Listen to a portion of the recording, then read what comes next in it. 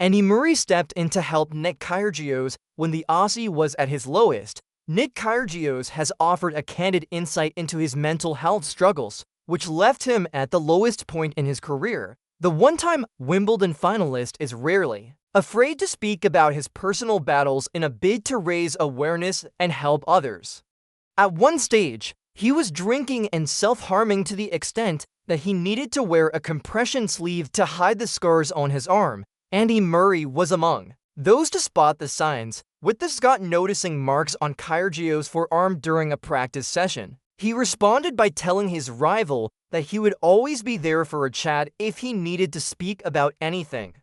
The gesture meant a lot to Kyrgios, who made it clear that he appreciated the kind words. Reflecting on what happened, Kyrgios told The Guardian, Murray was one of the first to notice and tell me if I needed any help, I could always talk to him. Kyrgios hit his lowest point in 2019, with his personal problems coming to a head during Wimbledon. He faced Rafael Nadal in the second round, where he lost in 4 sets and sparked controversy by trying to hit the Spaniard with a ball. However, nobody knew that Kyrgios was in turmoil just hours before stepping into the court, while most players would have spent the previous night doing their best to prepare for the match. The Aussie was receiving care in a psychiatric ward. I had to go and play Nadal the next day. He recalled, I didn't really have a choice.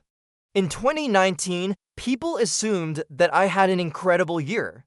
I was top 20 in the world, but I was at my lowest when I finally opened up. That's when people started realizing that, yes, I haven't always been perfect or always done things right, but I'm willing to speak about it. I've had hundreds of thousands of kids messaging me on Instagram, and I try and go through all of them and help as much as I can.